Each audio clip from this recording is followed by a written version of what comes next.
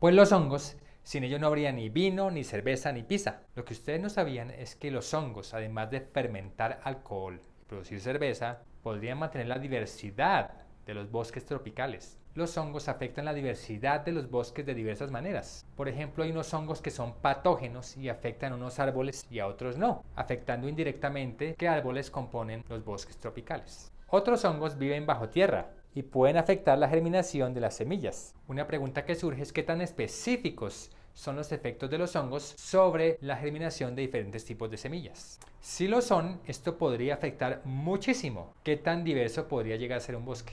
Si hay muy pocos tipos de hongos, esto podría disminuir la germinación de algunos árboles que componen los bosques tropicales. Por el contrario, si hay una alta diversidad de hongos, esto podría afectar positivamente la germinación de estos árboles que componen los bosques tropicales. Afortunadamente, acaba de salir un artículo en la revista Proceedings of the National Academy of Sciences, en donde una colombiana y sus colaboradores abordan precisamente esta pregunta. Carolina Sarmiento, desde el Instituto Smithsonian de Investigaciones Tropicales en Panamá, nos va a contar qué fue lo que ella y sus colaboradores hicieron con estas semillas y esos hongos, eso para qué sirve.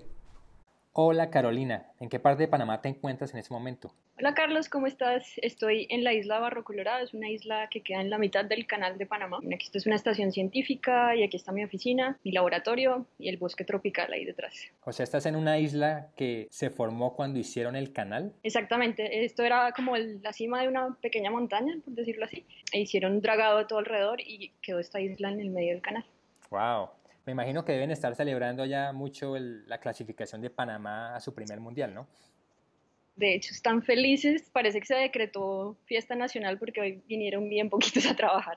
Oye Carolina, quisiera saber por qué te interesaste por el estudio de la relación entre hongos y plantas. ¿Hace cuánto tiempo estás estudiando esta interacción? Bueno, yo soy bióloga y microbióloga y las plantas, a decir verdad, me han gustado toda la vida. Yo no sé, me traen buenos recuerdos de infancia, tal vez. Me acuerdo en el jardín de mi abuelita. Y desde que estoy en la universidad me han interesado muchísimo los hongos. Me parecen organismos que son súper interesantes y pues he tenido la fortuna de estudiarlos desde varias perspectivas. He estudiado hongos que infectan la piel de las ranas, he estudiado hongos acuáticos que viven, digamos, en pedacitos de madera sumergida. Y pues ahora estoy estudiando la relación entre los hongos y las semillas. Las interacciones entre las plantas y los hongos me parecen fascinantes. Desde hace ya casi 6 años estoy aquí en Panamá estudiando esta estrecha relación entre hongos y semillas de los árboles en los bosques tropicales. Según entiendo, tú y tus colaboradores descubrieron que la relación entre hongos y semillas de los árboles es bastante compleja y podría explicar incluso qué tipos de árboles coexisten en los bosques tropicales. Sí. Cuéntanos cómo hicieron para descubrir esto. Bueno, debo comenzar por decir que tengo unos colaboradores excepcionales. Entre ellos están la profesora Betsy Arnold en la Universidad de Arizona, el profesor Jim Dalling en la Universidad de Illinois y también Camilo Salamea, que es un investigador postdoctoral, también es colombiano y que además es mi esposo,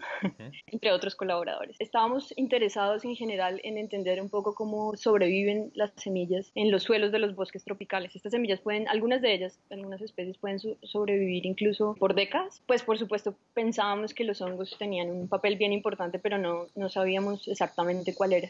Entonces decidimos hacer un experimento enterrando miles de semillas de muchas especies del bosque y desenterrándolas poco a poco para entender un poco más estas interacciones. No sé, por ejemplo, qué hongos las colonizan, si las semillas sobreviven o no, hay algunos hongos que llegan primero y después otros, o si de repente hay algunas semillas que definitivamente no son colonizadas por un hongo. Esto lo hicimos llevando luego, después de desenterrar las semillas, llevarlas al laboratorio y las lavamos, les desinfectamos la superficie y cultivamos los hongos que crecían en ellas o que las habían colonizado. Con estos resultados, entonces nos dimos cuenta de algo súper interesante. No todas las semillas están asociadas con todos los hongos. Es decir, aunque una especie de hongo puede infectar varias especies de semillas, cada especie de semilla tiene un grupo particular de hongos con el cual se asocia. Luego de esto hicimos otro experimento inoculando estas semillas de algunas especies con algunos de los hongos que habíamos aislado previamente y el resultado fue súper interesante y es que un mismo hongo, así pueda infectar a varias semillas, no tiene el mismo efecto sobre todas las semillas. Puede ser que a unas las mata, pero a otras, por ejemplo, les puede ayudar a germinar. Según esto, ¿quién favorecería a quién? ¿Los árboles a la diversidad de hongos o los hongos a la diversidad de árboles? ¿O es una cosa mutua? En términos generales yo diría que es una cosa más bien mutua, aunque estas complejísimas relaciones realmente todavía no las terminamos de entender y es una pregunta difícil de responder a ciencia cierta. Pero como dije, yo creo que es una cosa mutua. Por ejemplo, las raíces de los árboles pueden producir ciertos compuestos que modifican el suelo o la estructura misma del suelo, y entonces eso a su vez puede modificar qué tipos de microorganismos pueden vivir en cierto lugar. Pero es innegable que el efecto de los hongos sobre las plantas es bien importante. Y bueno, esta es una pregunta que los científicos nos hemos hecho durante muchísimo tiempo, y es: ¿qué hace que los trópicos sean tan diversos y qué hace que esta diversidad se mantenga así? Y pues nosotros creemos que los hongos son una pieza clave para responder un poco esta pregunta. Tradicionalmente la gente piensa que los hongos son los patógenos, los que matan las semillas, pero en realidad con nuestro estudio pues proponemos que estos efectos son variados, dependen de qué tipo de semilla y qué tipo de hongo está interactuando. No sé, si un hongo se comporta como patógeno para una especie pero ayuda a sobrevivir a otra, por decirlo así, esto hace que muchas especies puedan coexistir en un mismo sitio. ¿Y cuáles son las implicaciones de tu estudio? Bueno, las implicaciones son variadas. Como ya lo dije, este es un avance importante para entender cómo se mantiene la diversidad de los árboles tropicales. Y aunque esto es algo que se había estudiado con plántulas y con árboles, realmente lo que se sabía sobre las semillas de los árboles tropicales era muy limitada. Por esto es importante, digamos, que por la diversidad, por entender un poco la diversidad de los bosques. Pero por otra parte se me ocurren otras aplicaciones en campos muy diversos, como por ejemplo en agricultura o en temas de restauración ecológica, solamente por nombrar un par. Si quisiéramos, por ejemplo, recuperar un bosque, deberíamos pensar no solo en qué especies podemos sembrar, sino también deberíamos pensar en recuperar un poco los microorganismos que están en el suelo en donde se va a sembrar para que las plantas puedan sobrevivir. Carolina, imaginémonos un caso hipotético. ¿Qué pasaría si, por ejemplo, por el uso extensivo de fungicidas, se extinguen súbitamente todos los hongos? ¿Qué crees que pasaría con los bosques tropicales a largo plazo? Es una pregunta bien interesante. Yo creería que quizás a largo plazo también desaparecerían. Bueno, o desaparecerían como los conocemos actualmente. Quizás serían unos bosques con muy pocas especies. Los hongos son bien importantes para las plantas. Hoy sabemos que, por ejemplo, los hongos las pueden ayudar a captar mejor nutrientes, hongos asociados a sus raíces, o a soportar mejor la sequía.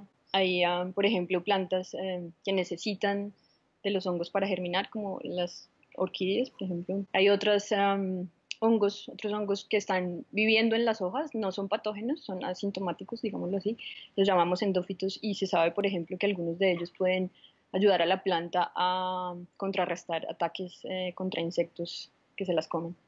Entonces, la gran mayoría de plantas terrestres, si no todas, tienen asociaciones estrechas con hongos, y yo creo que la verdad, si los hongos desaparecieran, quizás las plantas también, al menos su diversidad sería mucho menor. O sea, sin hongos, las plantas bailas.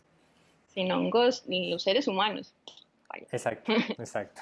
Bueno, Carolina, y en estas series de videos estamos muy interesados en mostrar que la ciencia es un proceso complejo, largo, dispendioso. Por lo tanto, quisiéramos que nos cuentes una anécdota en tu estudio al respecto. Completamente cierto, no podría estar más de acuerdo. Bueno, para ilustrar este punto puedo decirles que este artículo, la primera versión la escribí hace un poco más ya de 3 años. Obviamente era una versión bien preliminar, pero digamos que los datos principales y las ideas principales ya estaban ahí, y pues sí, lleva mucho trabajo terminar la publicación. Luego decidimos hacer unos experimentos complementarios que obviamente nos tomaron más tiempo del que habíamos presupuestado, por esto un poco la demora. Pero además, por ejemplo, queríamos probar todas las semillas que enterramos en el laboratorio con los experimentos de inoculación, y resulta que ese año preciso una de las especies simplemente no produjo frutos, no había nada que hacer, no teníamos esas semillas y nos tocó irnos con el estudio sin esa especie, porque de lo contrario tendríamos que esperar un año más para poder conseguir frutos. Y pues obviamente cuando los pares académicos revisan el estudio para la publicación nos preguntan, bueno, ¿y esta especie por qué no está incluida? Y bueno, creo que al final todo el mundo entiende que a veces es difícil y que cuando se hacen experimentos y sobre todo trabajo de campo, las cosas no salen como se planean. Es muy cierto, Carolina. Carolina, mil gracias por participar en Ciencia Café. Ciencia, paz, un merced.